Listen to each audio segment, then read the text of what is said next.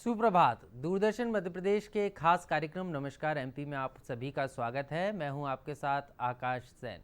जिस तरीके से नमस्कार एमपी कार्यक्रम के जरिए हर बार हम अलग विषय पर बात करते हैं, आज उस पर बात भी होगी, क्योंकि सबसे पहले आज हम देख लेते हैं कि आज की तिथि क्या कुछ कहती है, उस पर एक नज़र डाल।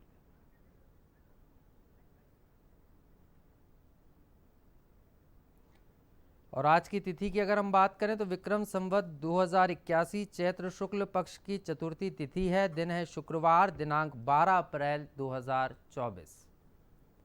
और इसके साथ साथ अगर हम बात करें तो चैत्र नवरात्र के भी जो है चल रहा है। आज चतुर्थी तिथि है और माता के चौथे स्वरूप के आज जो है पूजा की जा रही है। ऐसी मान्यता है कि आज इन 9 दिनों तक माता रानी की पूजा करने से भक्तों की सभी मनोकामनाएं पूरी होती है। इसके अलावा अगर हम बात करें तो आज का इतिहास भी देख लेते हैं कि आज के दिन क्या कुछ खास घटा था, उस पर भी एक नजर डालें। 1885 में मोहनजोदाड़ो की खोज करने वाले प्रसिद्ध इतिहासकार रखलदास बनर्जी का आज ही के दिन जन्मदिन हुआ था। उनकी आज जन्म जयंती है। इसके अलावा 1927 की अगर हम बात करें तो ब्रिटिश कैबिनेट ने महिलाओं को वोटिंग देने के अधिकार का समर्थन किया था। 1955 में डॉक्टर जोनास साल्क ने पोलियो की दवा का इजाद करने का ऐलान किया था। एक समय पे जब पोलियो पूरे विश्व में फैला था, उस दौरान ये भी एक बड़ी महामारी के रूप में फैला था और आज ही के दिन इसकी दवा को जो है ढूंढकर निकाला गया था। अगर हम बात करें 1978 की तो भारत की पहली डबल डेकर रेलगाड़ी बम्बई के विक्टोरिया टर्मिनल से पुणे के लिए आज ही के दिन रवाना हुई थी। उसके अलावा 1981 की अगर हम बात करें तो अमेरिका अंतरिक्ष यान कोलंबिया पहली बार प्रक्षेपित आज ही के दिन किया गया था। और 2020 कोरोना काल का दौरान था और आज ही के दिन अगर हम बात करें तो देश में जो 2020 में जैसे ही कोरोना का आगाज़ हुआ था, उसके बाद आज ही के दिन 9000 के करीब जो है पेशेंट्स की संख्या, पॉजिटिव पेशेंट्स की संख्या हो गई थी। और इसके अलावा world day of aviation and cosmonautics का भी आज जो है दिवस मनाया जा रहा है। तो ये आज हमने बात की आज के इतिहास की। इसके अलावा आज का शुभ विचार क्या कुछ कहता है, उस पर भी एक नजर डाल लेते हैं।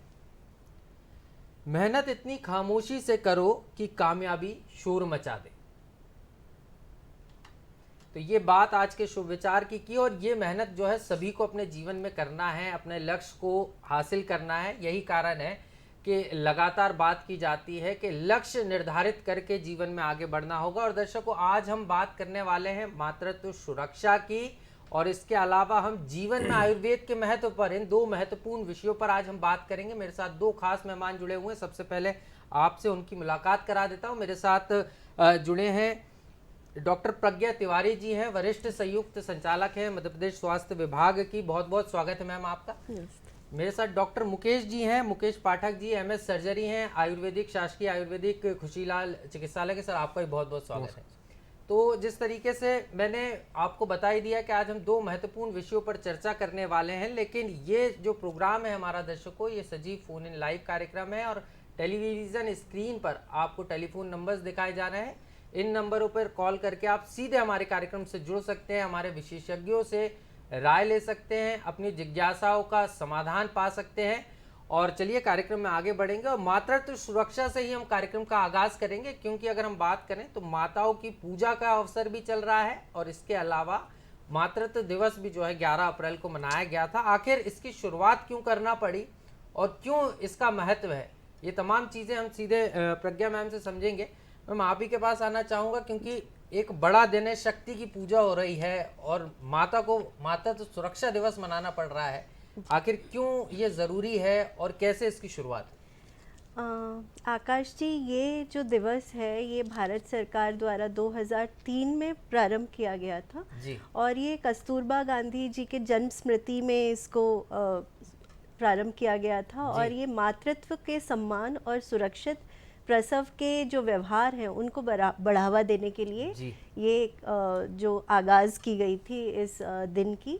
इसमें कोशिश ये रहती है कि जो गर्भवती माताएं रहती हैं, जो नवजात शिशु रहते हैं, उनके जो है सुरक्षित प्रसव और प्रसवोपरांत जो उनकी देखभाल होती है वो सुसंगत रूप से हो सके।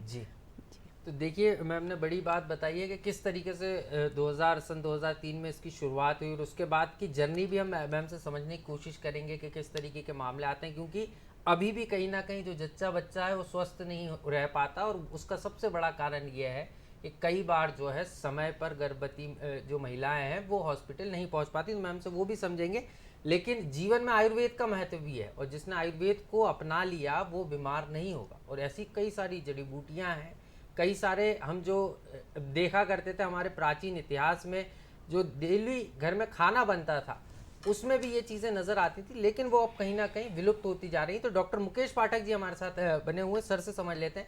सर, जीवन में आयुर्वेद के महत्व की बात होती है जब, तो हम देख रहे हैं कि आजकल कई बीमारियां जो जीवन शैली से जुड़ी हुई हैं। हम पहले बात करते थे कि समय पे खाना हो जाता था, और तमाम जो मेडिसिन हैं जिसको हम हमारे खाने के साथ मेडिसिन नहीं, एक औषधि के रूप में, मसाले के रूप में लेते थे, अब वो भी कम हो रहा है और जीवन शैली के कारण बीमारियां बढ़ रही हैं। इसका क्या कारण है? देखिए, आप देख रहे हैं कि बहुत अच्छा क्वेश्चन पूछा है आपने। तो अभी वर्तमान में आप देख रहे हैं कि आयुर्वेद का मेन उद्देश्य है स्वस्थ स्वास्थ्य रक्षणम आतुरस विकार प्रशमनम चा, कि हमको पहले स्वस्थ व्यक्ति की स्वास्थ्य की रक्षा करना है। जो आज भी देख रहे हैं आप, आज इतना लोगों का मिथ्या आहार विहार है, जीवन शैली इतनी बिगड़ चुकी है कि हम केवल आज के समय में केवल हम आप स्वास्थ्य की रक्षा ही कर लें, ये बहुत बड़ा काम है जी। तो आप जो हमारे आयुर्वेद में बताया गया है कि आप दिनचर्या, रात्रिचर्या, आहार विहार का तरीके से आप प्रयोग करेंगे तो आप बीमार नहीं होंगे। दूसरा है कि यदि आप बीमार हो भी गए, आतुरस से विकार प्रशमनम चा, आप बीमार हो गए हैं तो उसके विकार की जो विकार हैं वो दोषों के अनुसार उसकी चिकित्सा करनी है। और आप देख रहे होंगे अपने घर में, किचन में भी आप जो मसाले प्रयोग आपने बताया है कि दालचीनी है, पिपली है, लौंग है, काली मिर्च है, इन सब मसालों का पहले प्रयोग होता था। तो मेन है कि उस इम्यूनिटी वर्धक सभी जितने मसाले हैं इम्यूनिटी वर्धक होते हैं। और आज जो सबसे ज़्यादा बीमारी है, लोगों की इम्यूनिटी बहुत डाउन हो रही है। तो हमको इस पर फोकस ध्यान रखना है कि आयुर्वेद के माध्यम से घर घर में हर व्यक्ति की इम्यूनिटी को बढ़ाना है, ताकि अपने को रोग आ ही ना पाए। निश्चित रूप से इम्यूनिटी को बढ़ाना है सर। लेकिन एक चीज़ और समझना चाह रहा था, जैसे आपने कहा इम्यूनिटी को बढ़ाना है, लेकिन हम कह रहे हैं ना जीवन शैली जनित बीमारियां, यानी अब पहले जो हम देखते थे वैसी जीवन शैली नहीं बची, खान पान का समय नहीं बचा, और आजकल हर दूसरे व्यक्ति को शुगर है, बीपी है, थायराइड है। तो आयुर्वेद में इसका क्या वैसे कोई इलाज है, और इलाज है तो क्या पूरी तरीके से ठीक हो सकता है, या जीवन शैली के थ्रू ही हमको ठीक करना होगा? नहीं, जीवन शैली संबंधित आजकल मेन बीमारी मोटापा है, थायराइड है, मधुमेह है, उच्च रक्तचाप है। इन सब को जिसको भी ये बीमारी हो गई है तो पूर्णतः आज के समय में ख़त्म कर पाना तो मुश्किल है। इसका बचाव आप मेंटेन कर सकते हैं। जो मोटापा है तो आप उसको दिनचर्या, रात्रिचर्या, खाने में आप फास्ट फूड, जंक फूड इनका प्रयोग ना करें तो आप इससे बच सकते हैं। ख़त्म तो आज मुश्किल है। जिसको मधुमेह, डायबिटीज़ हो गया तो आपको मेडिसिन तो आपको लेना पड़ेगी। वो अलग बात है कि यदि आपकी कोई शुगर जो मेंटेन है तो उसको मेंटेन करने के लिए आयुर्वेद संबंधी मेडिसिन ले सकते हैं, वो आयुर्वेद में उपलब्ध है, उसको आप ले सकते हैं। निश्चित रूप से। तो आयुर्वेद में इसके लिए दवाएं भी हैं, कौन कौन सी वो दवाएं हैं ये भी हम सर से आगे विस्तार में समझेंगे, कार्यक्रम में बात करेंगे। तो दर्शकों, ये जो हमारा कार्यक्रम है ये फ़ोन इन लाइव कार्यक्रम है।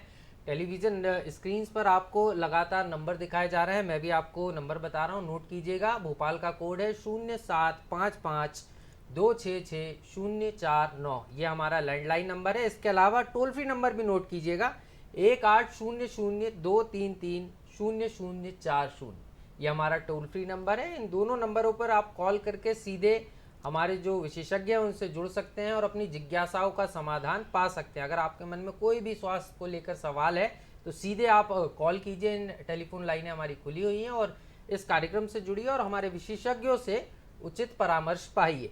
अब हम कार्यक्रम में आगे बढ़ेंगे। डॉक्टर प्रज्ञा जी मेरे साथ लगातार बनी हुई हैं, मैम से समझ लेते हैं, क्योंकि मातृत्व सुरक्षा काफ़ी ज़्यादा ज़रूरी है। क्योंकि माताएं अगर सुरक्षित होगी तो देश का भविष्य भी सुरक्षित होगा। क्योंकि जो जच्चा बच्चा होता है उसको शुरुआत में माँ की सबसे ज़्यादा ज़रूरत होती है, और जब वो माँ सुरक्षित नहीं रहेगी तो बच्चा कैसे फलेगा फूलेगा, कैसे स्वस्थ रहेगा, ये एक बड़ा सवाल है। तो शासन की क्या योजना है और मैडम को क्या लगता है, सीधे मैम से जान लेते हैं। मैम, क्योंकि आप भी खुद एक महिला हैं, माँ हैं, सबसे बड़ी बात यह है कि अब हॉस्पिटल में महिलाओं की डिलीवरी कराई जाए, एक बड़ी चुनौती रहती है। अभी भी जो दूर दराज के इलाके हैं या जो मरीज अस्पताल पहुंच रहे हैं, बड़ी तादाद में आ तो रही हैं महिलाएं, लेकिन उनके मन में भी बहुत सारी भ्रांतियां होती हैं। कई बार अगर कह दिया जाता है कि सर्जरी होगी तो उनको लगता है नहीं घर पे ही डिलीवरी करा लो, और उसके कारण भी कई बार उनकी जान खतरे में पड़ जाती है। तो आकाश जी, ये बहुत ही प्रासंगिक सा आपने सवाल पूछा है जी। सबसे पहले तो ये कहूँ कि सुरक्षित मातृत्व के 6 स्तंभ होते हैं। सबसे पहला स्तंभ होता है परिवार नियोजन। जी। तो लगातार जो बार बार होने वाली कम अंतराल में जो प्रसव होते हैं, उससे भी जो है मातृत्व की सुरक्षा को खतरा होता है। तो ये सोचा जाता है कि अगर हम अपने परिवार को सीमित करें, नियोजित करें, तो हम एक सुरक्षित मातृत्व स्वास्थ्य की ओर हम बढ़ चलेंगे। दूसरा स्तंभ होता है प्रसव पूर्व देखभाल, यानी कि एंटीनेटल केयर। इसमें गर्भावस्था के दौरान, मतलब प्रसव से पहले जो बच्चे की, गर्भस्थ शिशु की और माता की देखभाल होना ज़रूरी होती है, उस पर विशेष ध्यान दिया जाता है। तीसरा होता है प्रसव के दौरान जो हम सुरक्षित व्यवहार हैं उनका हम उपयोग करें। जो ट्रेंड हैं, प्रशिक्षित चिकित्सक हैं, डॉक्टर्स हैं, या फिर स्टाफ नर्सेज हैं या ANMs हैं, इनके माध्यम से ही हम डिलीवरी जो है अस्पताल में ही करें। जैसे आपने कहा कि हम सोचते हैं कि सहूलियत की नज़र से हम घर पे डिलीवरी करा लें, तो ये बहुत ही खतरनाक हो सकता है। चौथा स्तंभ होता है प्रसव पश्चात देखभाल, क्योंकि ये देखा जाता है कि डिलीवरी के बाद जो है अधिक रक्तस्राव होने से या कई बार ब्लड प्रेशर बढ़ जाने से झटके आने की समस्या होती है। इससे भी मातृ मृत्यु को बहुत अधिक खतरा हो जाता है। तो इसको मतलब देखते हुए प्रसव पश्चात देखभाल भी उतना ही महत्वपूर्ण हो जाता है। पांचवा स्तंभ है हमारा गर्भपात जो हो वो सुरक्षित हो। कई बार जो है, जैसा मैंने कहा, पहला स्तंभ परिवार नियोजन है। कई बार अनचाहे गर्भ के चलते, समाज में जो भ्रांतियां हैं उसके चलते लोग बाग असुरक्षित गर्भपात की तरफ बढ़ जाते हैं। उसके कारण भी मातृ मृत्यु की संभावना अधिक हो जाती है।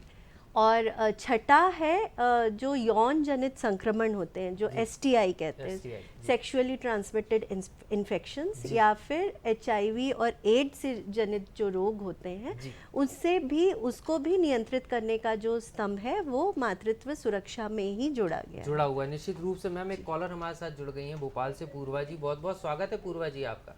हाँ जी, नमस्कार आकाश जी। जी नमस्कार, सवाल पूछिए। मैं मैडम से ये पूछना चाहती हूँ कि आज के युग में पहले तो ऐसा नहीं होता था कि काम करना एक जो औरत है उसका प्रथम धर्म था, लेकिन आजकल की जो नवयुवा है उनके मन में कहीं ना कहीं ये आ गया है कि अगर हम प्रेग्नेंट हैं तो शायद हम बीमार हैं, भाई हम तो फुल बेड रेस्ट करेंगे 9 महीने। ये जो उनकी सोच है ये कितनी सही है? पहला प्रश्न तो मेरा ये है। दूसरा, सर से मेरा प्रश्न ये है कि जब से कोरोना काल हुआ है हमें आयुर्वेद का ज्ञान तो था ही, लेकिन महत्व अब हम सभी लोग समझ चुके हैं। तो क्या अगर डिलीवरी के पूरे 9 महीने और डिलीवरी के समय हम पूरा आयुर्वेद ही प्रयोग में लाएं तो क्या वो सुरक्षित रहेगा? क्योंकि मन में ऐसा लगता है कि हम एलोपैथी लेंगे तो शायद ज्यादा अच्छा रहेगा।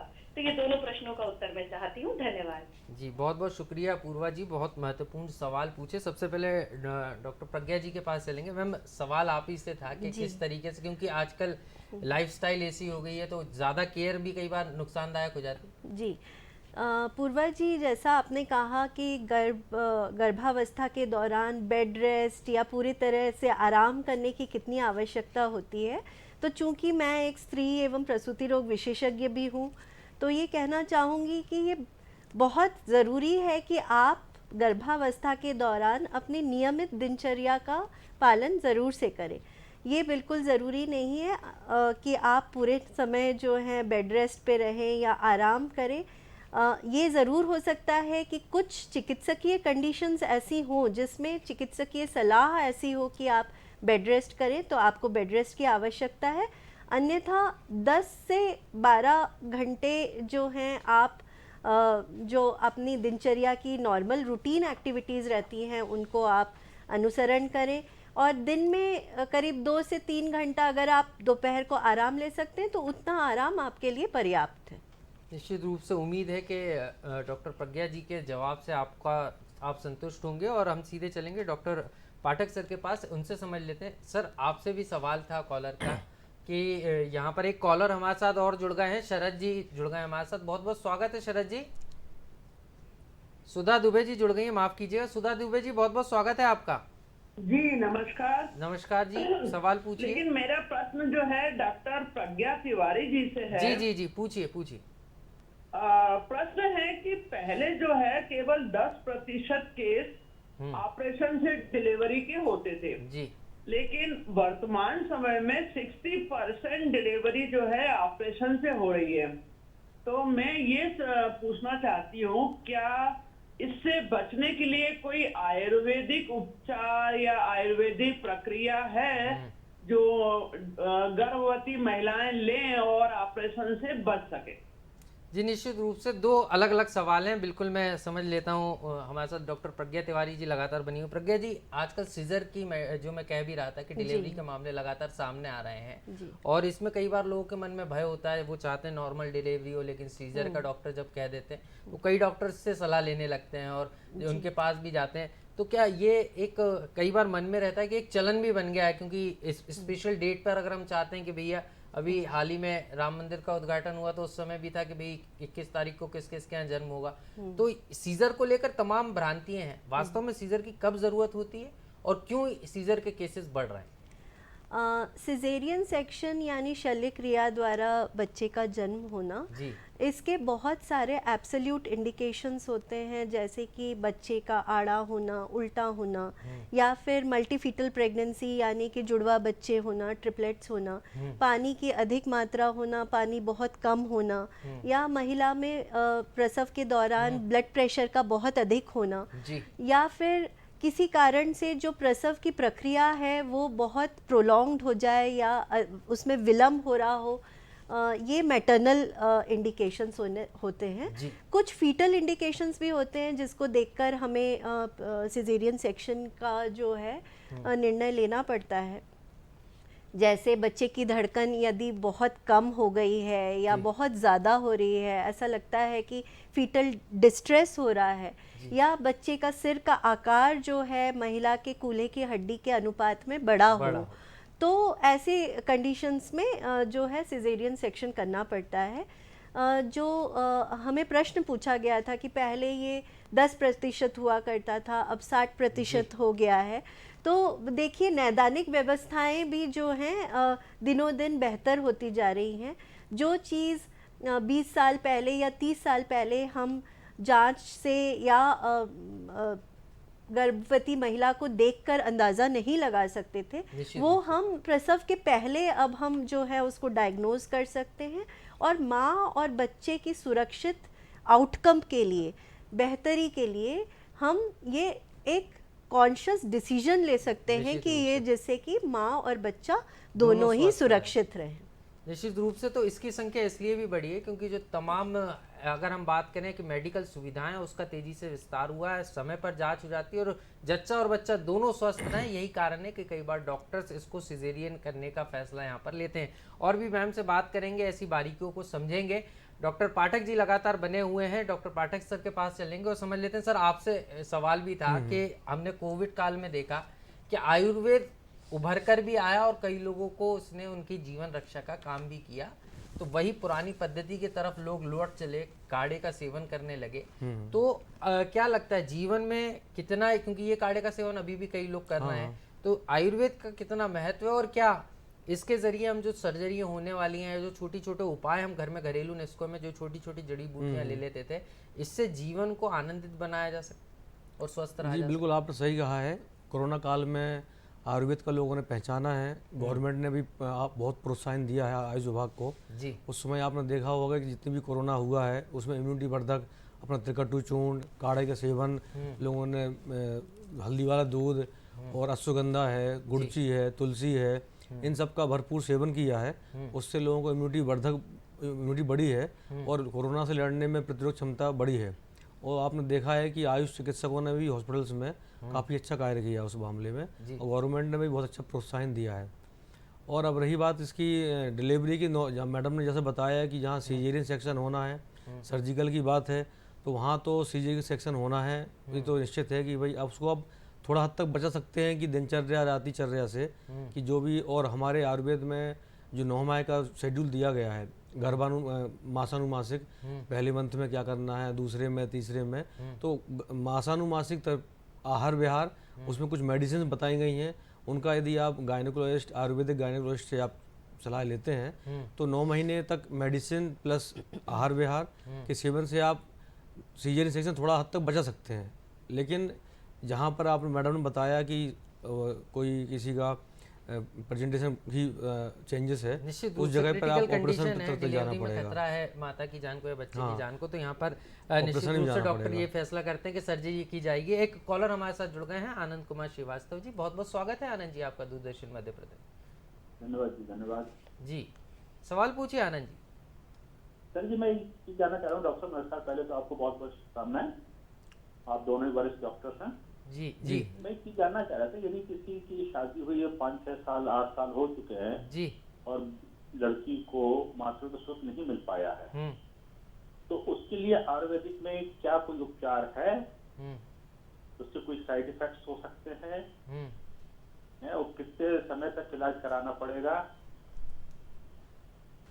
जी, निश्चित रूप से आनंद जी आपका सवाल आ गया। सर, बात वही है आयुर्वेद पर विश्वास की, तो क्या लगता है अगर किसी महिला को ऐसी परेशानी है या किसी भी व्यक्ति को, कोई हम बात भी कर रहे थे, कोई अन्य बीमारी भी है, तो आयुर्वेद में इसका पूर्णतः इलाज है कि सलाह ले सकते हैं आयुर्वेद में। इसमें जो भी आप मेल फीमेल जो भी हैं उसमें पेशेंट, जो उनकी पूरा चेकअप करना होगा, जो भी डायग्नोस्टिक टूल्स हैं उनसे पता लगाना पड़ेगा कि इसमें क्या डिफेक्ट है, क्या निकल के आ रहा है डायग्नोसिस में। जी रही बात उसमें कि जैसे आजकल बहुत कॉमन है फैलोपियन ट्यूब का ब्लॉकेज होना, जी तो उस अवस्था में जरूर आप, हमारे आयुर्वेद में उत्तर बस्ती का बताया गया है, यदि पेशेंट को उत्तर बस्ती प्रॉपर तरीके से लेते हैं और उसमें स्नेहन स्वेदन उसके बाद उत्तर बस्ती प्रयोग करते हैं, तो उसमें फैलोपियन ट्यूब में तो ब्लॉकेज हट जाते हैं। उसमें काफ़ी पेशेंट्स को पॉजिटिवली रिस्पॉन्स मिला है। और रही जिस पेशेंट का टेस्ट ट्यूब बेबी या जो आजकल चल रहा है IVF वगैरह, उसमें जो सफलता नहीं मिलती है, तो उसमें भी कुछ पेशेंट्स हमारे खुशीलाल में आए हैं गायनेकोलॉजी डिपार्टमेंट में। उसमें ये पंचकर्म के माध्यम से, उत्तर बस्ती के माध्यम से और कुछ मेडिसिन का प्रयोग करके स्टेप बाय स्टेप ले करके उसमें कुछ सफलता 10 से 20% लोगों को सफलता मिली है। निश्चित रूप से सफलता मिली है। लेकिन अगर हम आयुर्वेद की बात करें तो ऋषि सुश्रुत ने इस आयुर्वेद के सिद्धांत को दिया था डॉक्टर साहब, लेकिन हमने देखा कई जो बीमारियां, गंभीर बीमारी है, जैसे हम देख रहे हैं जीवन शैली के कारण आजकल लोगों को पेट संबंधी बीमारियां हो रही हैं, बड़ी आंत में समस्या हो जाती है, छोटी आंत में, कई बार पाइल्स जैसी गंभीर समस्या हो जाती है, या हम बात करें अन्य बीमारियों की तो इसमें सर्जरी, शल्य चिकित्सा की बात होती है। तो हम ये अमूमन देखते हैं कि एलोपैथी जो चिकित्सा पद्धति, इसी में सुना में ये आता है, आम लोगों को समझ में आता है कि सर्जरी होती है, लेकिन क्या आयुर्वेद में भी सर्जरी है और कौन कौन से प्रकार की होती है, और खास तौर पर जिन बीमारियों का मैंने जिक्र किया, जैसे फेस्टुला की समस्या लोगों को हो रही है और कई परेशानियां लोगों को इसमें गंभीर होती हैं, एलोपैथी में मेडिसिन भी खाते हैं लेकिन आराम नहीं मिलता, तो लोग आयुर्वेद की तरफ आते हैं। तो उसकी कौन कौन सी ऐसी दवाएं हैं और कैसे उसका उपचार आयुर्वेद में होता है? ये आपने बहुत अच्छा क्वेश्चन किया है कि आजकल जीवन शैली में लोगों को आहार विहार बिगड़ चुका है जी बाहर का फास्ट फूड बहुत ले रहे हैं, तो बहुत मोस्ट कॉमन है लोगों को कॉन्स्टिपेशन, जी पेट साफ नहीं होता है, एसिडिटी होती है। तो और आजकल बच्चों में, मतलब सभी एज के लोगों को जी जी पेट साफ ना होना और पेट में दर्द होना, ये बहुत आम समस्या है। उससे पाइल्स की समस्या जो है बहुत ज़्यादा बढ़ चुकी है। जी तो एलोपैथी के साथ साथ आयुर्वेद में भी एनोरेक्टल डिसीज के लिए पाइल्स है, फिशर है, फिस्टुला है, इन सब के लिए बहुत बेहतर रिजल्ट उपचार उपलब्ध है, निश्चित जिसमें कि पहले हम स्टेज होते हैं पाइल्स की, यदि कोई प्रारंभिक अवस्था में आता है हमारे पास तो उसके लिए हम केवल मेडिसिन से कवर कर लेते हैं। कवर कर लेते यदि बीच में आता है कि पेशेंट के पाइल्स बढ़ चुका है, उस अवस्था में आता है, तो हम पहले मेडिसिन प्लस हमारे को जो कुछ मात्रावस्थी एनोरेक्टल डिसीज में मेडिसिन डालते हैं, जी उससे आप लाभ ले सकते हैं। और यदि और एडवांस अवस्था में आता है, 3rd 4th डिग्री पाइल्स में आते हैं, तो हमारे आयुर्वेद में क्षारसूत पद्धति है एक, जो मेडिकेट थ्रेड होता है, उस वो माध्यम के माध्यम से हम 3rd और 4th डिग्री पाइल्स को ऑपरेट करते हैं, जो कि हमारे पास खुशीलाल में पूरा OT वगैरह से उपलब्ध है जी और एनेस्थेटिक उपलब्ध है। तो हम उसमें क्षार सूत्र का प्रयोग करते हैं, तो 3rd degree 4th degree piles मास उसमें विदिन 7 डेज में कट के अलग हो जाता है। जी। ये एक सर्जिकल का ही प्रकार है जो आयुर्वेद में उपलब्ध है। और साथ ही इसमें पाइल्स के साथ में फिस्टुला, ये बहुत कॉमन है आजकल। जी। लोगों को पता नहीं होता है कि गुरुद्वार के आसपास कोई फुंसी होती है, वहाँ से कोई पानी आता है, मवाद आता है, लोग ट्रीटमेंट कराते रहते हैं, भटकते रहते हैं, लेकिन बहुत से और फिर हमारे पास कई बार पहुँच जाते हैं। तो उसमें क्षार सूत्र जो है हमारा बहुत ही अच्छा कारगर उपाय है जी। और इसमें आप देखेंगे 90% लोग पेशेंट उसमें ठीक हो जाते हैं। बस थोड़ा सा ये है कि इसमें हर वीक उस पेशेंट को बुलाते हैं हम। जी। फर्स्ट टाइम जब हम क्षार सूत्र करते हैं तो उस दिन तो हम एडमिट करके और प्रोसेस करते हैं पूरा। जी जी जी। और वीकली उसको चेंज करते हैं। जी। तो चेंज करके जो ट्रैक है जो फिस्टुला का पूरा कट के अलग हो जाता है। महीने 1.5 महीने का समय जरूर लगता है, लेकिन पेशेंट को 95% 90% आराम मिलता है। निश्चित रूप से आराम मिलता है दर्शकों, और ये महत्वपूर्ण जानकारी है। आपको जीवन शैली को अपने सुधारना होगा, और जीवन शैली के साथ साथ खान पान पर, जो सर बार बार कह रहे हैं, आहार विहार यानी खान पान का ध्यान रखना होगा, और खान पान के साथ साथ स्वस्थ रहने के लिए आपको कुछ व्यायाम भी करना होगा। तो ये तमाम चीज़ें ज़रूरी हैं। और दर्शकों, ये जो हमारा कार्यक्रम है, फ़ोन इन लाइव कार्यक्रम है, आप सीधे हमारे जो गेस्ट हैं, मेहमान हैं, उनसे जुड़ सकते हैं। टेलीफोन नंबर्स टेलीविज़न स्क्रीन पर दिखाए जा रहे हैं, मैं भी आपको बता रहा हूँ, नोट कीजिएगा। भोपाल का कोड है 0755 और हमारा टेलीफोन नंबर है लैंडलाइन का 2660049। इसके अलावा टोल फ्री नंबर की अगर हम बात करें तो 1800233040। तो ये टोल फ्री नंबर है हमारा, और इस पर आप कॉल करके सीधे हमारे गेस्ट से जुड़ सकते हैं। तो आज 2 महत्वपूर्ण विषयों पर हम चर्चा कर रहे हैं। एक बार वो भी आपको याद दिला देता हूँ। मातृत्व सुरक्षा की बात करना है, इसके अलावा जीवन में आयुर्वेद का कितना महत्व है, कैसे आप अपने आप को छोटी छोटी चीज़ें करके अपने आप को स्वस्थ रह सकते हैं, स्वस्थ जीवन शैली अपना सकते हैं, इस पर आज हम बात कर रहे हैं। हम लौटेंगे, हमारी डॉक्टर प्रज्ञा जी हमारे साथ हैं, डॉक्टर प्रज्ञा तिवारी जी, सीधे उनके पास चलेंगे, समझेंगे उनसे कि मातृ सुरक्षा को लेकर जो तमाम बारीकियां मैम बता रही थी, उसी में आगे बात करेंगे। मैम, आपने इस बात का भी जिक्र किया कि अब जो तमाम सिजेरियन की डिलीवरीज हो रही हैं, पहले जांच नहीं हो पाती थी, लेकिन अब जांच हो जाती है। तो लेकिन ये एक ट्रेंड भी चल पड़ा है, क्योंकि अब हम देख रहे हैं शुभ मुहूर्त में हर व्यक्ति डिलीवरी कराना चाहता है। परिवार तय करता है, डॉक्टर तय करता है कि बच्चे की डिलीवरी कब होगी। ये कितना प्रतिशत सही है, और क्या इसमें जच्चा बच्चा को खतरा भी रहता है? जी, एक कुछ जो सामाजिक भ्रांतियां हैं कि शुभ मुहूर्त देखकर जो है बच्चे का हम प्रसव कराएं, पंडित को देखकर हम जो एक घड़ी चयन कर लें और उसी दौरान बच्चे की डिलीवरी हो, जिससे कि बच्चा यशस्वी हो, दीर्घायु हो।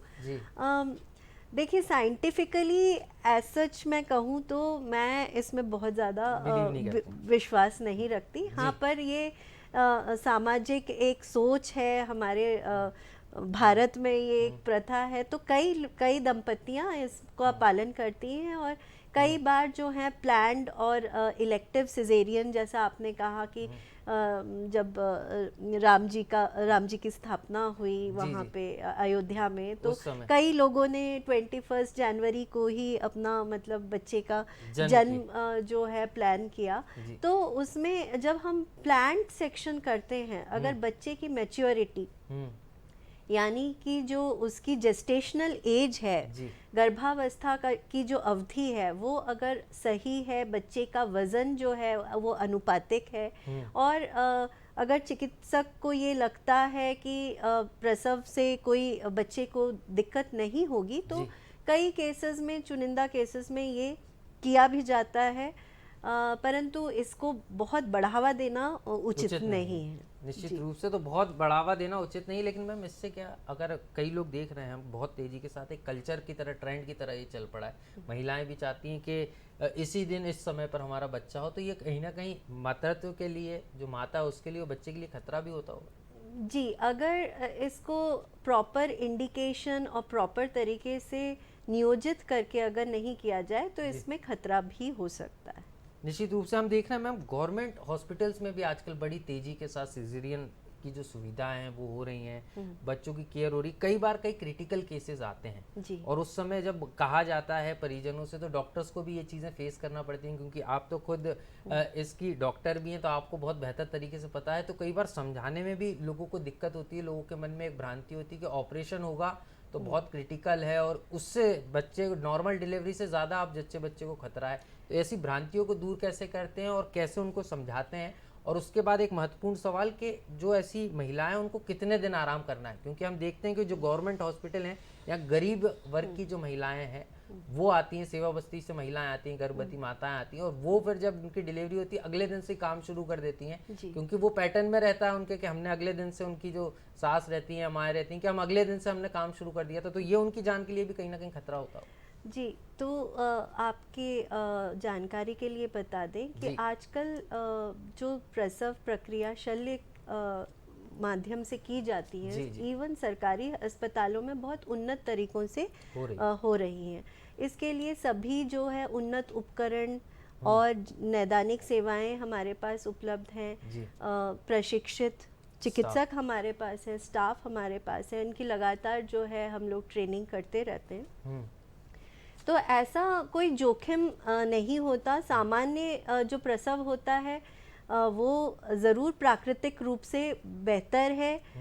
उसमें जच्चा बच्चा दोनों की जो रिकवरी टाइम है वो काफ़ी कम होता है।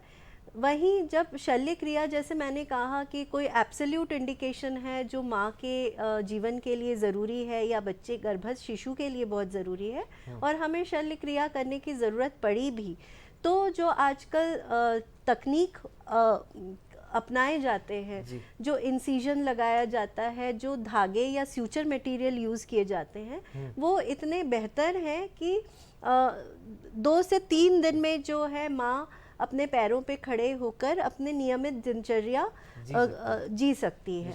जो खान पान में परहेज की भ्रांतियाँ होती हैं कि भाई इसको नमक नहीं देना है, खाना नहीं देना है, मसाले नहीं देना है, एक बहुत सोच रहती है कि गुड़ के लड्डू और घी के जो मेवे वाले चीज़ें हैं उससे जो है प्रसूता को बहुत ताकत आएगी, वो नहीं दे पाएंगे।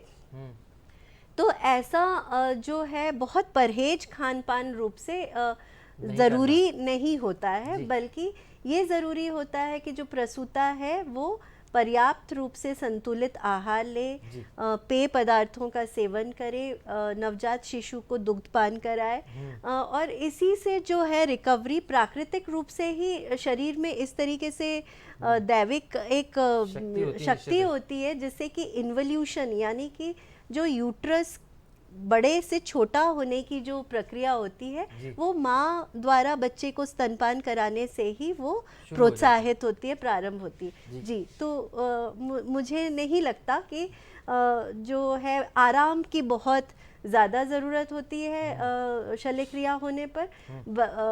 मैं बल्कि उल्टा कहूँगी कि जितनी जल्दी आप अपने दैनिक परिचर्या में वापस लौटे उतनी जल्दी आपका शरीर जो है रिकवर करता है। तो निश्चित रूप से ये भी एक बड़ी बात है जो मन में, लोगों के मन में भ्रांतियाँ होती हैं कि किस तरीके से डिलीवरी होगी, होगा सिजेरियन होगा तो एक लंबा आराम करना होगा, केयर करनी होगी। तो ऐसा नहीं है, आप डॉक्टर की सलाह पर जल्द से जल्द जो है रिकवर हो सकते हैं, जल्द से जल्द दोबारा काम पर लौट सकते हैं। तो इससे जो आपकी रिकवरी है ये और बेहतर तरीके से होगी। लेकिन आहार विहार की बात भी यहाँ पर हो रही है, आयुर्वेद की बात भी हो रही है और डॉक्टर पाठक जी लगातार मेरे साथ बने हुए हैं।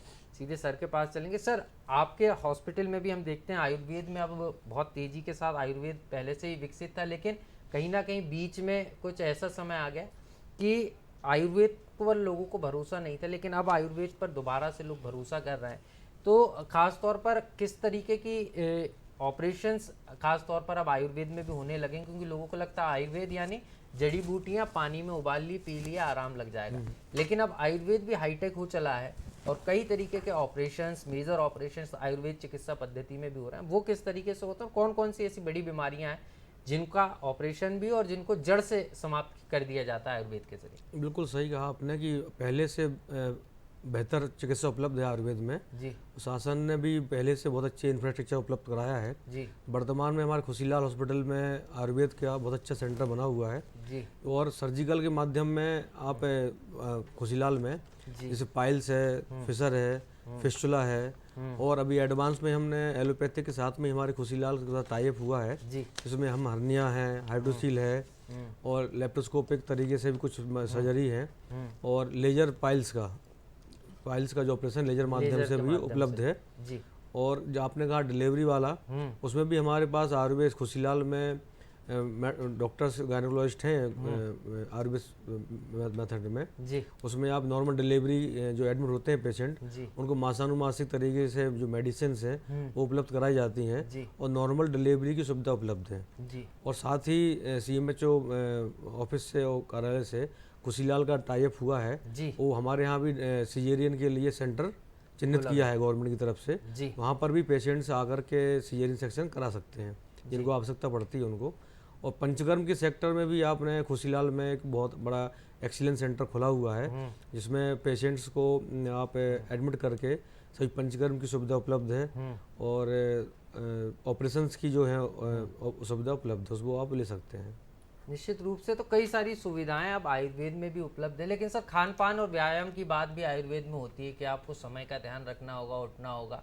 तो क्या आयुर्वेद में भी जब ये तमाम सर्जरियां होती हैं तो एक लंबा आराम की ज़रूरत होती है या कि क्योंकि हम अलग पद्धति से उपचार कर रहे हैं तो उसमें और जल्दी एलोपैथी की तुलना में और जल्दी पेशेंट रिकवर हो जाता है? कितना परहेज़ करना पड़ता है? क्योंकि आयुर्वेद यानी परहेज़ की बात भी होती है कि आपको खटाई नहीं खाना है, आपको इस चीज़ का सेवन नहीं करना, आपको दूध नहीं लेना है। तो कितना लंबी अवधि होती है और यही कारण है कि कई बार आदमी आयुर्वेद की तरफ ना जाते हुए जो मरीज़ है वो एलोपैथी की तरफ चले जाता है क्योंकि उसको इंस्टेंट आराम चाहिए। और कहते भी इंस्टेंट वर्ल्ड की दुनिया, हर चीज़ इंस्टेंट चाहिए और इसी कारण ये बीमारियां भी आ रही हैं। बिल्कुल सही है। स्टेंट में तो है कि सर्जिकल में माध्यम से एलोपैथिक में जो लोग जाते हैं वो ठीक अपना स्थान सही है, लेकिन आयुर्वेद में जो सर्जिकल पाइल्स का ऑपरेशन करते हैं हम या फिस्टुला का ऑपरेशन करते हैं, फिशर का करते हैं, उसमें हम पाइल्स वाले पेशेंट को हम करीब 2 से 3 दिन तक एडमिट रखते हैं। जी 2-3 दिन में पेशेंट को जो क्षारसूत्र मेथड से करते हैं, साथ में जो मेडिसिन हैं वो देते हैं, तो 2-3 दिन में पेशेंट रिकवर हो जाए। हॉस्पिटल में एडमिट करते हैं, 2-3 दिन उसको घर में जी आराम करना होगा। लगभग अपन अंदाजा लगा 7 दिन में पेशेंट ठीक हो जाता है। जी वैसा ही फिस्टुला में है, फिस्टुला पेशेंट को हम एक दिन एडमिट करते हैं, जिस दिन ऑपरेट करते हैं उसके एक दिन पहले भर्ती करते हैं, फिर ऑपरेट कर रहे हैं उसके बाद अगले दिन हम डिस्चार्ज करते हैं। तो लगभग 3 दिन इसमें और 3 दिन और फिस्टुला वाले पेशेंट्स को हर हफ्ते आपको एक बार आना पड़ेगा जी उसमें किसी प्रकार का दर्द वगैरह कुछ नहीं होता जी। है और फिस्टुला में किसी प्रकार की एंटीबायोटिक, पेन किलर ये सब लेने की आवश्यकता भी नहीं होती है। जो हमारे आयुर्वेद में त्रिफला गुग्गुल, कांचना गुग्गुल, सप्तमसिंधु गुग्गुल, कुछ मेडिसिन रक्षोण एंटीबायोटिक द्रव्य बताए गए हैं, उनका सेवन कर सकते हैं और उससे भी आपका रिकवरी हो जाती है। निश्चित रूप से तो रिकवरी अब आयुर्वेद भी जो चिकित्सा पद्धति है वो हाईटेक हो चली है। सिर्फ आपको समय पर डॉक्टर के पास पहुंचना है, मार्गदर्शन लेना है। एक कॉलर हमारे साथ जुड़ गए नरसिंहपुर से, प्रीतम सिंह जी, बहुत बहुत स्वागत है प्रीतम जी आपका। सवाल पूछिए। सर नमस्कार, आपका मध्य प्रदेश से ये प्रोग्राम चल रहा है, बहुत अच्छा लग रहा है और मैंने पूरे परिवार को अपना दिखाया। जी बहुत ही सराहनीय प्रोग्राम है। बहुत बहुत शुक्रिया सर दूरदर्शन की तरफ से। आपका सवाल पूछिए।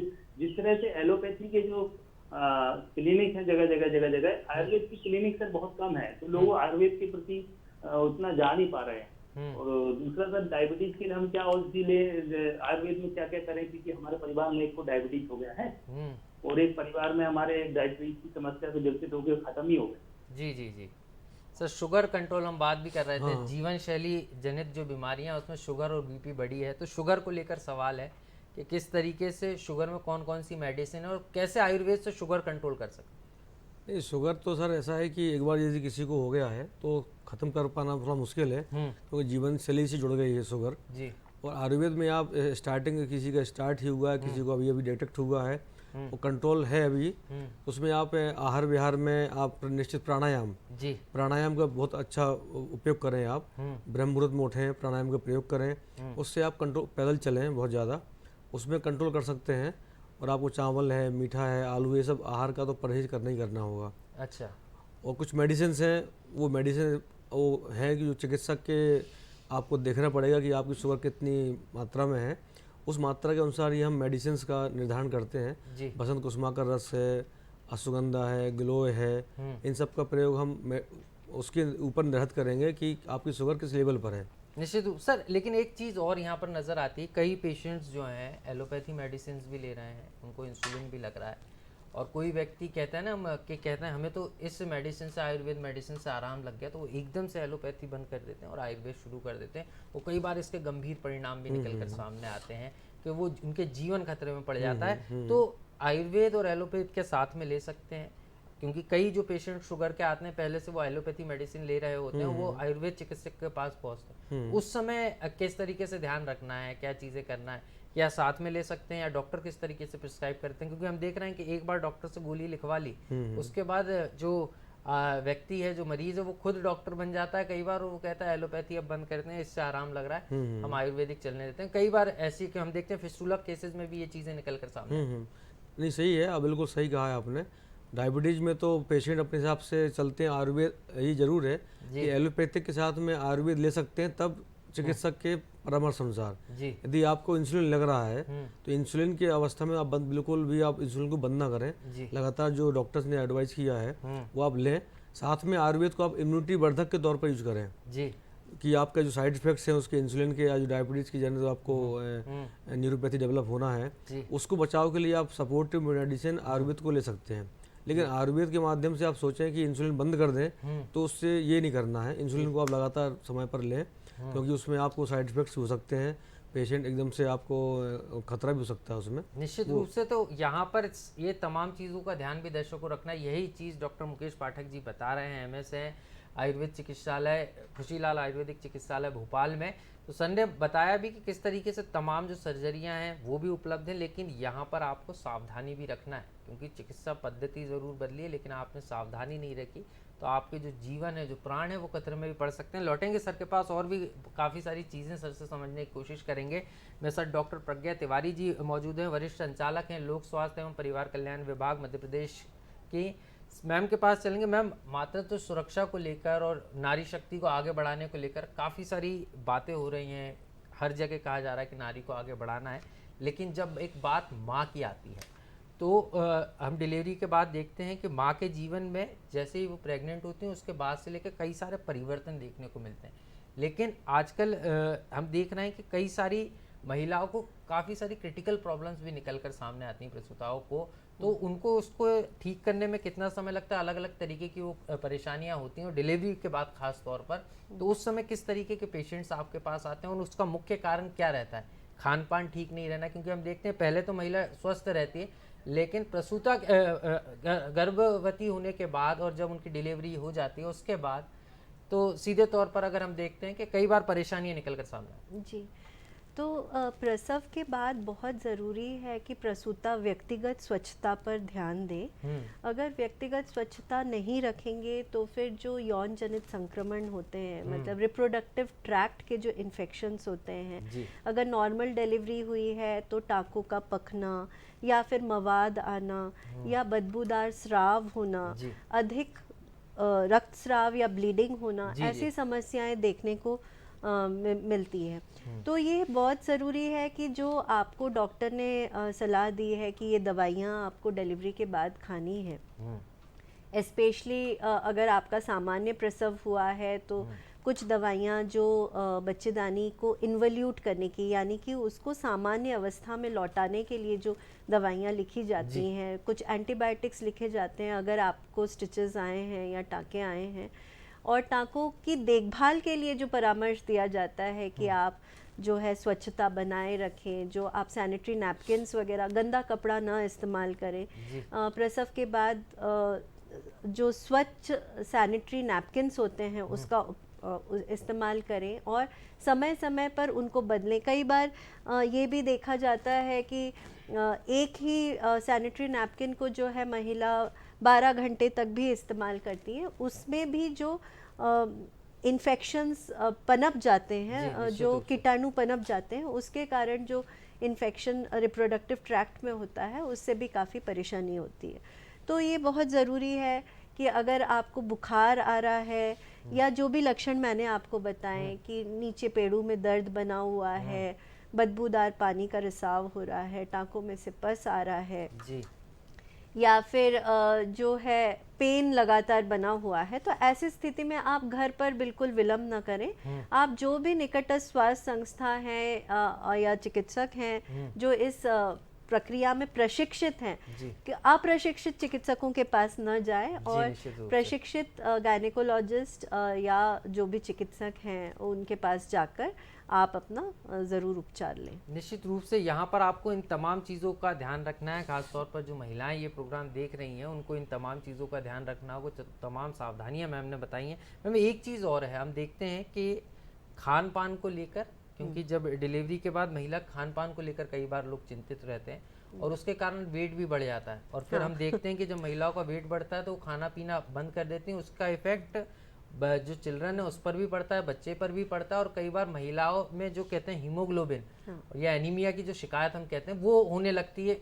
डिलीवरी के बाद भी ये समस्या उत्पन्न हो जाती है। जी, ये बहुत ज़रूरी है कि जो प्रसूता और धात्री माताएं हैं यानी स्तनपान कराने वाली माताएं हैं वो अपने जो आहार के प्रति जो है बहुत सतर्क रहें, पर्याप्त रूप से जो है मैंने कहा संतुलित आहार लें जिसमें carbohydrate, protein, fat, minerals and vitamins का समावेश हो। तो जो हम कहते हैं ना कि एक थाली जो है हमारी संपूर्ण होनी चाहिए, उसमें रोटी के साथ दाल भी हो, एक तिरंगा थाली का जो कॉन्सेप्ट है जिसमें पीले से दाल, हरे से सब्जियां और सफ़ेद से डेयरी प्रोडक्ट का समावेश हो तो जो है माँ को भी पर्याप्त जो पोषण है वो मिलेगा और उससे जो उतरने वाला जो दूध है वो भी मतलब पौष्टिक होगा और बच्चे में जो 6 माह तक का जो समय होता है, जो क्रिटिकल समय होता है नवजात शिशु में,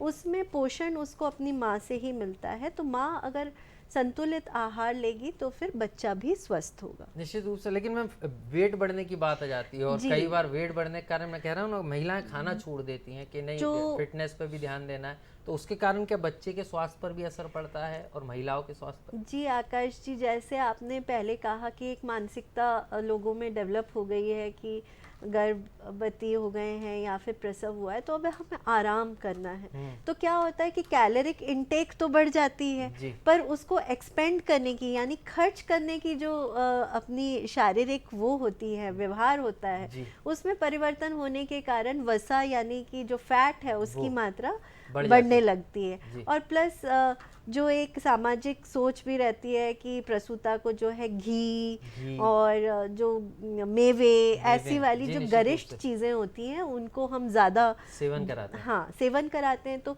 ऐसे में सेवन तो अधिक होता है और एक्टिविटी कम होती है तो फिर वेट गेन होने लगता है।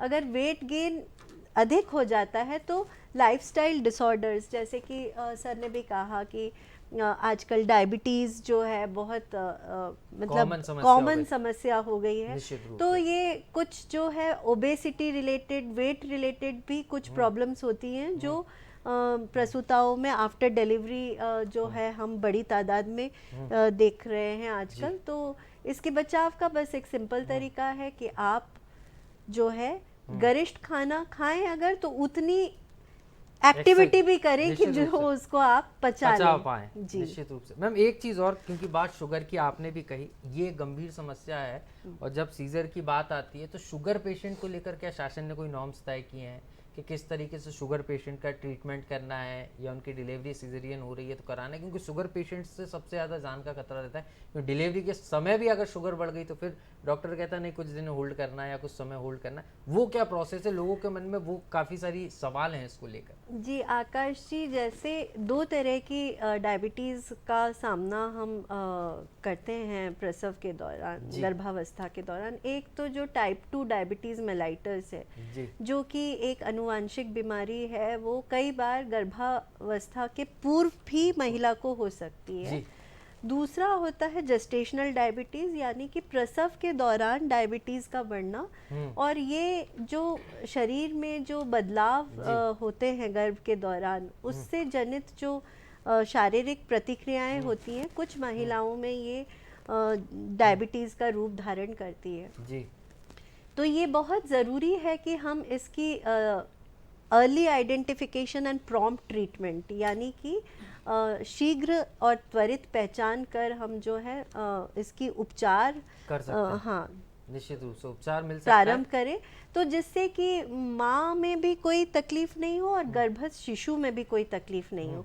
क्योंकि ये बहुत आम है कि अगर गर्भावस्था के दौरान डायबिटीज़ है तो जो गर्भस्थ शिशु है उसमें कई तरह की जन्मजात विकृतियों का डेवलपमेंट या विकास हो सकता है। उसमें न्यूरल ट्यूब डिफेक्ट्स हो सकते हैं, रीढ़ की हड्डी सही से नहीं बनना, या फिर बच्चे का जो है बहुत अधिक वज़न हो जाना, जिसको मैक्रोसोमिया कहते हैं। अगर ऐसा होता है तो प्रसव के दौरान बच्चे का जनन मार्ग में अटक जाना या ऑब्स्ट्रक्टेड लेबर होने जैसी समस्याएं उत्पन्न हो सकती हैं। तो ये बहुत ज़रूरी है कि हम जो है डायबिटीज़ का चिन्हांकन समय पर कर लें, उसका उपचार समय पर शुरू कर लें, और अगर डायबिटिक है, आइडेंटिफाइड है, तो उसको एक चिन्हांकित जो डिलीवरी सेंटर है उस पे ही उसका प्रसव हम करें, और ऐसा बिल्कुल ना करें कि हम उसकी घर पर प्रसव करा रहे हैं या किसी नौसिखिए दाई से उसकी डिलीवरी करा रहे हैं। ऐसे में जानलेवा खतरा हो सकता है। निश्चित रूप से तो जानलेवा खतरा यहाँ पर हो सकता है, और अगर आपने थोड़ी सी सावधानी नहीं रखी तो ये जो समस्या है वो बड़ी हो सकती है। मैम, लेकिन एक चीज़ और है कि सोनोग्राफी कितनी बार कराना है। हम ये देखते हैं कि आजकल ग्रामीण क्षेत्रों में भी ये चीज़ें निकल कर आती हैं कि हर महीने, क्योंकि लोग एक्स्ट्रा केयर करने लगे, तो क्या इसका भी बच्चे की बार बार जांच होना, लगातार जांच होना, उस पर भी इम्पैक्ट पड़ता है क्या? आकाश जी, सोनोग्राफी जो है, अल्ट्रासोनोग्राफी, वो साउंड वेव्स के द्वारा की जाती है, यानी ध्वनि किरणों से उसमें बच्चों की जो आकार विकार है उसका पता लगाया जाता है।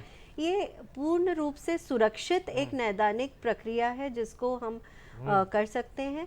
गर्भावस्था के 9 माह में लगभग 3 सोनोग्राफी हम लोग परामर्श देते हैं। पहला तो गर्भ का पता चलते ही एक पहली सोनोग्राफी हो जानी चाहिए। दूसरी सोनोग्राफी 5वें महीने में, यानी कि 16 से 20 हफ्ते के बीच में होनी चाहिए। ये डिटेल्ड सोनोग्राफी होती है। इस दौरान बच्चे में जन्मजात विकृतियों का हम पता लगाते हैं। और आखिरी सोनोग्राफी जो है वो 9वें महीने में की जाती है, जिसमें बच्चे का जो सिर का आकार है, जो बच्चे में माँ में पानी की मात्रा है, कॉर्ड से रिलेटेड यानी आंवल से रिलेटेड अगर कोई विकार है या और कोई परेशानी अगर है तो उसका हम जो है पता लगा सकते हैं। तो 3 सोनोग्राफी तो जायज़ है। हाँ, पर अगर चिकित्सक ने कोई और उसमें समस्या नोटिस करी है तो 3 से अधिक सोनोग्राफी भी कराई जा सकती है, और ये पूर्ण रूपेण जो है ये सुरक्षित, निश्चित रूप से पूर्ण रूपेण सुरक्षित है। सुनील दुबे जी हमारे साथ जुड़ गए हैं, स्वरूचि नगर भोपाल से एक कॉलर। जी सुनील जी, स्वागत है आपका, सवाल पूछिए। हाँ डॉक्टर प्रज्ञा जी, नमस्कार। नमस्ते। हाँ, मैं द्रव्य मित्र सुनील दुबे। मेरा एक सवाल था कि 5वें माह में गर्भ धारण किए हुए महिला, यदि उसमें कोई शिशु में कोई विकृति उत्पन्न हो गई है जी, तो क्या हम आयुर्वेद के द्वारा उस विकृति को दूर कर सकते हैं? जी, 2 सवाल मैम यहाँ पर पूछेंगे। विकृति अगर नजर आई तो उसका ट्रीटमेंट संभव है क्या? अच्छा। हाँ, नहीं, ट्रीटमेंट संभव के साथ उस विकृति को दूर कर पाएंगे हम, जिससे वो बच्चा स्वस्थ रहे। जी और माता पिता जो है वो उससे प्रसन्न रहे कि वो बच्चा अच्छा हो गया है। जी दुबे जी, ऐसा है कि विकृति किस प्रकार की है उस पर बहुत ये निर्भर करता है। अगर कुछ लाइफ थ्रेटनिंग एबनॉर्मलिटीज़ होती हैं, जैसे सिर की हड्डी का नहीं विकास होना, जिसे हम एनेनकेफेली कहते हैं, या कॉर्ड रिलेटेड जो एबनॉर्मलिटीज़ होती हैं, या कई बार जो है बच्चे का जो पेट की जो त्वचा है वो बनी नहीं होती है, मूत्राशय जो है वो बाहर की तरफ बना होता है, जैसे जिसे हम एक्टोपिया वेसाइकी कहते हैं। ये सारी समस्याएं जो हैं ये लाइफ थ्रेटनिंग होती हैं, और ये किसी भी प्रकार के उपचार से सही नहीं की जा सकती हैं। कुछ विकार होते हैं जो प्रसव के दौरान तो नहीं, पर बच्चा पैदा होने के बाद जो है उसका निराकरण किया जा सकता है। जी तो मैम, कार्यक्रम की अंतिम बेला में चलते चलते एक हम आपसे एक संदेश भी लेना चाहेंगे कि जो माताएं या जो बहनें हमारे प्रोग्राम देख रही हैं उनके लिए क्या संदेश आप? मैं अपने माताओं और बहनों को ये संदेश देना चाहूँगी कि गर्भ धारण करना एक सुखद जो है अनुभव है, इसको बीमारी की तरह से मत लें। ये एक प्राकृतिक प्रक्रिया है। इस दौरान आप अपनी पूरी देखभाल करें, चिकित्सकीय सलाह लें, चिकित्सकीय सलाह के अनुरूप जो औषधियाँ आपको दी गई हैं, जो दवाएं आपको बताई गई हैं, उनका समय पर आप सेवन करें। अपनी नियमित दिनचर्या को आप जिएं। बहुत अधिक आराम ज़रूरी नहीं है, पर समुचित आराम जो 2 से 3 घंटे की दिन में ज़रूरी है वो आप ज़रूर से लें। और जो नैदानिक जांचें आपको समय समय पर बताई जा रही हैं वो आप ज़रूर से करवाएं। समय कम है, आपने बहुत अच्छी बात यहाँ पर दर्शकों को बताई। डॉक्टर साहब आप भी हमारे साथ जुड़े, आपका भी बहुत बहुत शुक्रिया। और मैम आपका भी बहुत बहुत शुक्रिया। तो दर्शकों, आज हमने 2 महत्वपूर्ण विषयों पर बात की है। अगली बार किसी और गेस्ट के साथ हम हाजिर होंगे किसी अलग विषय के साथ। तब तक के लिए मुझे दीजिए इजाज़त और देखते रहिए दूरदर्शन मध्य प्रदेश। नमस्कार।